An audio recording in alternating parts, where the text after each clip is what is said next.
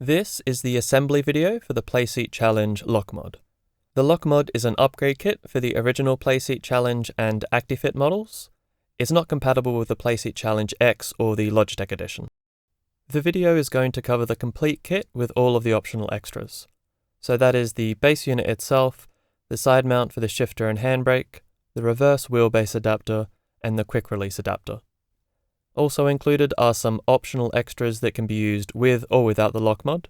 These are the keyboard mount, pedal mount, heel rest, and a mounting solution for the VRS Direct Force Pro wheelbase. But before getting into the assembly video itself, I'm just going to go through a few important points about the kit. First off, the tools you'll need for this kit are a 3, 4, and 5mm Allen key. For the strap replacing struts, you'll also need a pair of large pliers. Many parts in this kit will have embossed text on them that indicates how the part should be positioned and orientated. L and R indicate if the part should be on the left or the right, based on someone sitting in the rig facing forward. In and out indicates if the text should be facing towards the center of the rig or towards the outside, U facing upwards, D facing downwards, F towards the front of the rig, and B towards the back. Also, all text except L and R can have arrows next to them indicating the direction it should face. When assembling the lock mod, it's important to use cross-pattern tightening where applicable. Cross-pattern tightening is where you jump between opposite sides of the part as you tighten the bolts, and incrementally bring them up to the final torque. This helps ensure that the bolt doesn't become over-torqued, which, in turn, helps avoid a seized nut or a stripped thread.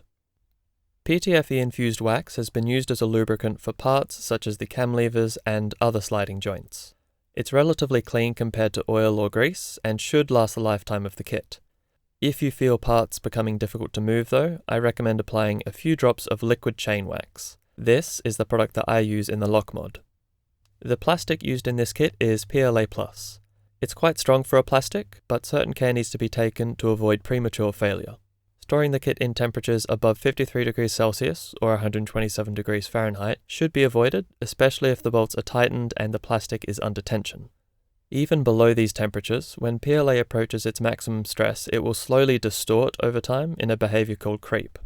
This has been taken into account with the kit's design, but parts that require a higher clamping force may need to be retightened after the stresses in the plastic have equalized. Beyond that, if you find a bolt isn't as tight as you left it, the pressure exerted by the bolt is likely more than the plastic can handle. This is functionally the bolt's maximum torque, and repeated retightening will likely cause the part to fail. If this torque isn't enough for the part's function, it may need to be replaced, leading to the final point. Although I have tested and iterated on this kit pretty extensively over a few years, I'm open to redesigning parts if necessary. Since the kit is predominantly 3D printed, I can make revisions quickly if a part fails or doesn't work as intended. That aside, the kit will have a 2-year warranty from the date of purchase, and it covers any failures resulting from reasonable use.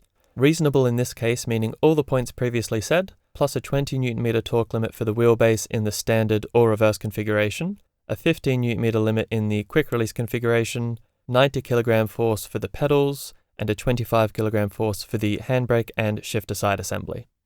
With the preamble out of the way, let's get on with the build.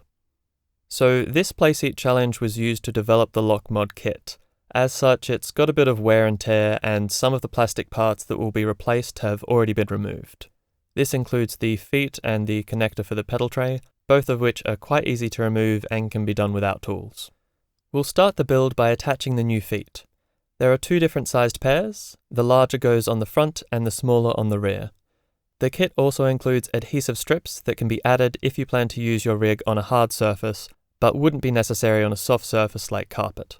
To attach these strips, take 1/2 of the protective film off, align the middle of the foot and the adhesive, and firmly press together from the middle out. Curl the end of the strip like so, and feed it into the slot before pressing the end down. After seating the end of the strip firmly, this process can be repeated with the other half. These holes at each corner of the rig will be used to align the feet correctly, and the embossed text indicating if it's left or right and if it should be facing the inside or the outside of the rig. When putting the feet on, they may need just a little bit of wiggling to get the location pin aligning with the hole. Once positioned correctly, put the bolt through and tighten it down. After repeating this process with all 4 feet, we're going to add these spacers to the front of the rig. These just slide over the bar with the spiky part facing towards the feet. Next, we'll attach the locking part of the lock mod. To attach this to the rig, we first loosen those clamps so we can slide the bar out a little bit, and also remove that top bolt so we can clamp it onto the front bar of the rig. Thread the long bolt back through and tighten it, but not so tight that it stops the part from rotating. After repeating this process for the other side, grab the roller wheel assembly and remove the wheels to leave just the tubing. Now loosen the bolts of the clamps that will slide the tubing through, and make sure that the struts are as wide as the spacers will allow and parallel with each other before tightening the clamps. Before putting the wheels back on, extend the locking mechanism a little bit to give clearance for it to actually lock onto the rig. The bolts can now be tightened and the wheels attached back onto the tubing. The felt strips can also be added to the bottom of the lock clamps now. Before flipping, we'll just check that the alignment is correct and that it all clicks in, which it does, and a quick test to see if it rolls correctly. If that's all good, then the last part of this assembly is the grate. This just prevents things from falling down and dragging on the floor while you're moving the lock mod, such as the shifter and handbrake assembly. After securing it in place with a few zip ties and doing a final check on all the bolts, the locking mechanism is complete. We'll finish up this area by adding the kickstand extension, which also has a felt strip that can be wrapped around it. Now we'll move on to the pedal tray assembly. To start, you'll need to remove the pedal tray from the main rig, which is done by rotating the top of the pedal tray hinges 90 degrees. These hinges can be discarded as they will be replaced with a reinforced version from the LockMod kit. The same goes for the red plastic thumb screws for the pedal tray. The foam padding that wraps around the pedals will need to be cut away, or at least removed at the points that the LockMod will attach to. To start the assembly, we'll grab this piece here, open up the two middle clamps, line it up with the pedal tray, and reattach the back pieces. Spread the middle clamps out as far as they can go before tightening them down. Disassemble this piece here, set it aside, and grab these two struts. Just a quick note, in this footage one of the plastic parts on these struts is the wrong way around for some reason. Following the markings on the part will give you the correct orientation, but it should be the flat side with the text facing out. Grab the 16mm diameter tubing from the kit and slide it through these struts. Then place this structure below the pedal tray so we can attach the pedal height adjusters. Remove these small clamps from the end of the tubes and attach both the left and the right height adjusters to the 16mm tubing. From the piece we set aside before, grab the 16mm tubing and slide it through like so. Now we'll slide the height adjuster tubes through the quick release clamps, and once these are firmly seated, flip the assembly upside down. Reassemble the previously set aside structure around the pedal tray, making sure to match the orientation of the parts as shown. Flip the pedals right way up again and bottom out the height adjusters to make the rest of the assembly a bit easier. Now, to attach the pedal tray joint reinforcement, we will loosen the thumb screw, remove the end cap, place it over the end of the pedal tray, slide the aluminium profile through the profile guide, and reattach the end cap. Repeat with the other side and then position the replacement thumb screw over the opening of the old thumb screw. The small clamps can now be reattached. If you ordered the pedal mount or the heel rest as a part of your kit, this is the easiest time to put them on. The pedal mount is pretty simple to attach. Just undo the clamps, place the bar on the pedal tray, and then reattach the clamps. It comes pre-assembled with M6 nuts for mounting the pedals, but these can be swapped out if needed. For the heel rest, we'll just need to do a bit of assembly before we attach it to the rig. So first we'll attach these clamps by screwing them in, and then removing the top half of the clamp so that we can put it on the pedal tray. Something to note in this footage is that I'm attaching an old version of the heel plate, which is assembled differently, but the easiest way to attach the current version is to place the entire heel rest on top of the pedal tray and then reattach the other half of the clamps. The heel rest position can obviously be changed by sliding the clamps along the pedal tray tubing, but the heel rest angle and the height can also be adjusted by rotating the connecting bolt with an M3 Allen key, accessed through a keyhole at the bottom of the clamp. Moving on with the standard build, the other half of the pedal tray can now be attached to the main rig. Start by splitting the hinge connector into two pieces, lining it up with the tubing of the main rig and the pedal tray, before joining the pieces again and securing the bolts. After fully tightening these bolts down, just check that the hinge still moves adequately for folding. If it's a bit too tight, then the two bolts on the back of the hinge can be loosened slightly. Now we'll bring the two halves of the pedal tray back together. If the tubing isn't going through, then it can help to loosen the thumb screws a little bit more before sliding it back. And I forgot to add these felt strips to the pedal tray feet before, so I'll just do that now. The final parts of the pedal tray reinforcement are these two large tubes which will slide into these hinged L-joints. A preliminary tightening of the pedal tray fasteners will keep things from sliding around, but the final positioning and tightening can wait until the rest of the rig is assembled. Before moving on to the wheelbase, we'll just attach the pedals. To start the wheelbase modifications, we'll first add the left-hand hinge. We'll begin by undoing these 4 long bolts and splitting the part into 2 pieces. Next, remove the wheelbase arm by depressing a spring-loaded pin underneath the hinge, which will then allow us to wiggle the wheelbase arm out. While the wheelbase arm is off, we're going to take the collections of parts with the 4 bolts through it and slide 2 of them over the spring-loaded pin, one being the end cap and the other being the small clamp that fits inside it. The leftover part will be placed directly onto the hinge. The orientation here is important to allow the parts to fit together properly. To get everything aligned correctly, we're going to put this main connector piece on the rig. With these 2 bolts removed, we'll slide the connector over the metal part of the hinge, then sliding it over the top of the plastic with the flat side facing outwards.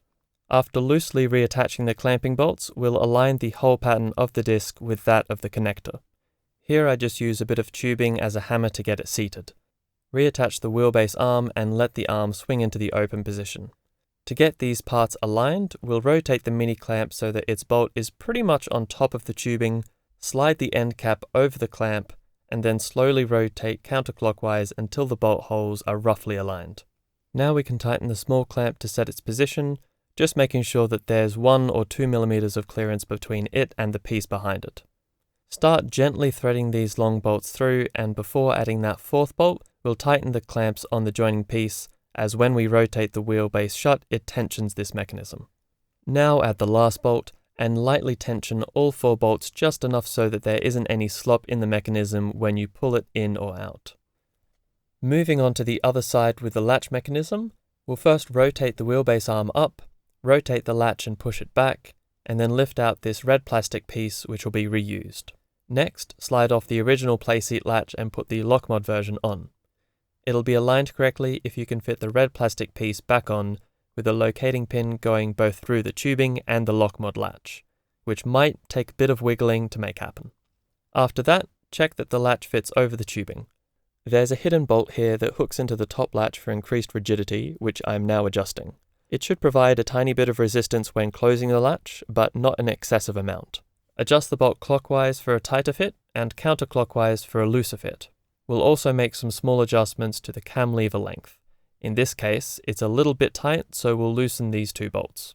Make sure to keep the tension between them even, adjusting it to where the lever is providing a decent amount of tension but isn't super difficult to lock.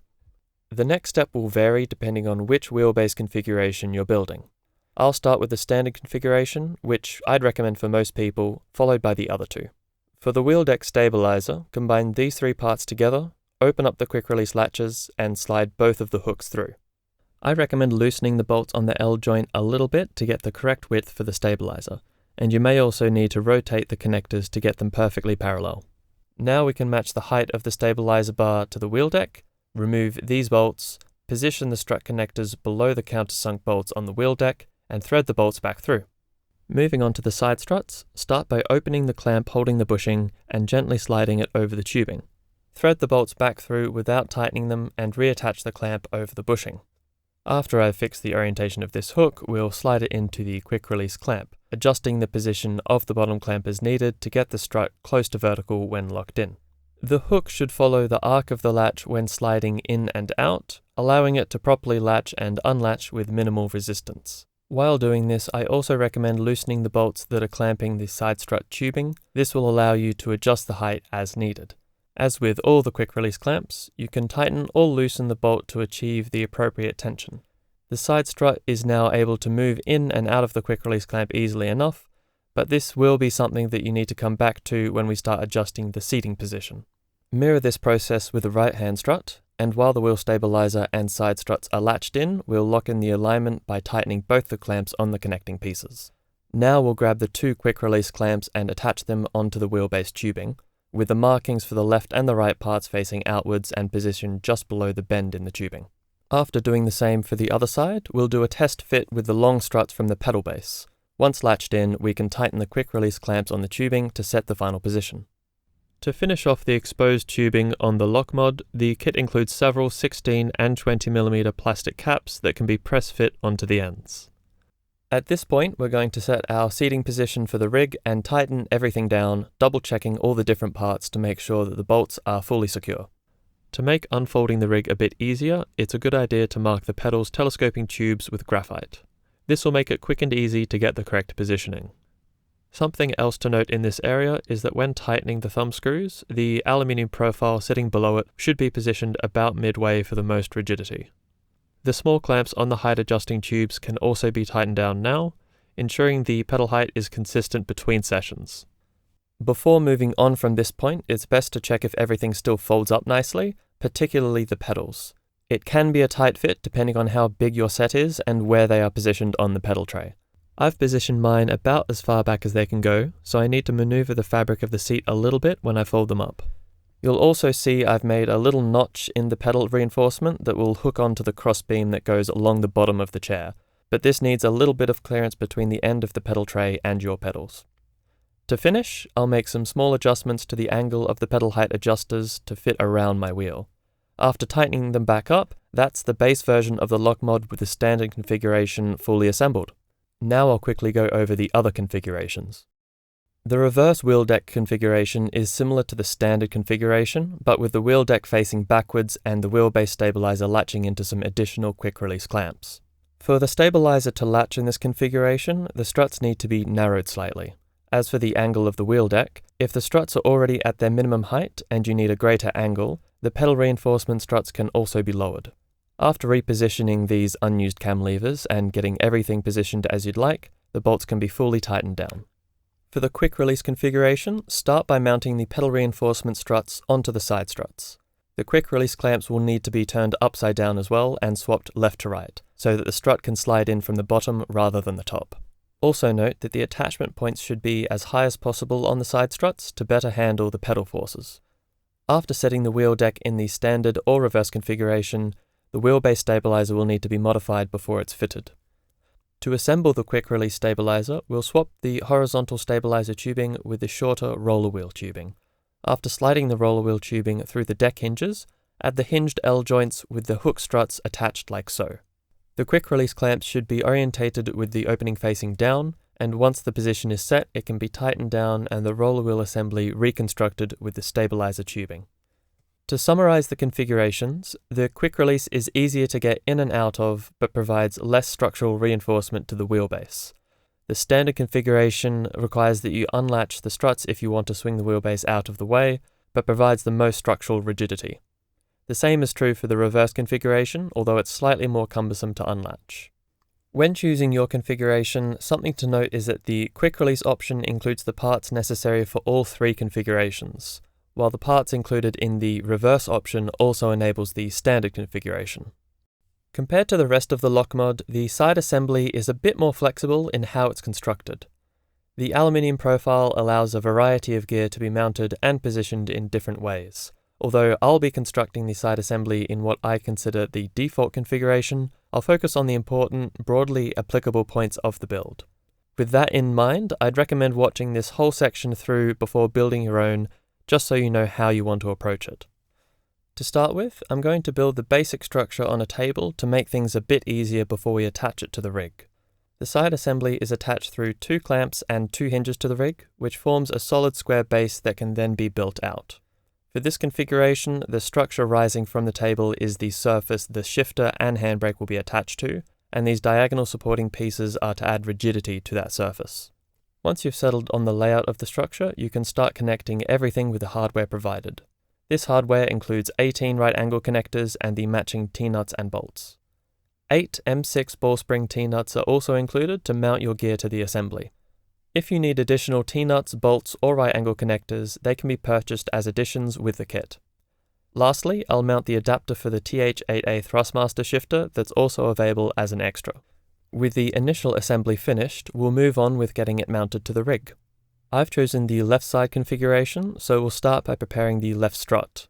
After removing the hook clamp from the strut, slide on this 20mm diameter clamp, followed by these two hinges before replacing the hook clamp. The side assembly can now be attached to the side strut, with the exact positioning waiting for later. Next is attaching the top clamp. The easiest way to do this is to clamp it to the tubing first with a lever facing upwards, and then bolt it to the profile. For the bottom clamp, it's better to bolt it to the profile first before clamping it to the rig. The bottom clamp will create a 40-degree angle between the tubing it's clamped to and the profile it's bolted to. To have the clamp align correctly with the tubing, we'll need to rotate the structure to that 40-degree angle. With the side assembly now properly attached, you can start mounting your gear. In my case, I already have one fully assembled, so I'm just going to attach that. When tightening everything down, the side assembly should be fully clamped to the rig and the clamps themselves tightened first. This will keep the side assembly aligned to the playseat structure. The bottom clamp can be a bit harder to tighten when attaching it to the rig, but there is a small opening at the bottom that you can sneak an Allen key through. Once everything is fully tightened, this small clamp can be pushed up against the bottom hinge and tightened as well, which will help ensure that the assembly stays aligned. Also note that the hinge clamps that rotate on the side strut shouldn't be tightened too much, otherwise the structure won't be able to rotate for folding. The final step is to check the clearance when folding it under the rig. As you can see, there's just enough space for me to swing it through and for the pedals to fold up normally. The Velcro strap originally used to keep the Playseat Challenge folded will be repurposed to stop the side assembly from dragging along the ground. The strap replacing struts are an optional extra to make the Playseat Challenge a bit more comfortable. Worth getting if you find that the metal anchors of the straps dig into your legs during use, make getting in and out difficult, or interfere with arm movement. While attaching the strap replacing struts, pay special attention to the text on each part to ensure correct assembly, especially the strut clamp with the groove in it, which should be on top facing the inside. Tighten down the small bolts fully, but the large bolt only needs about half the same force.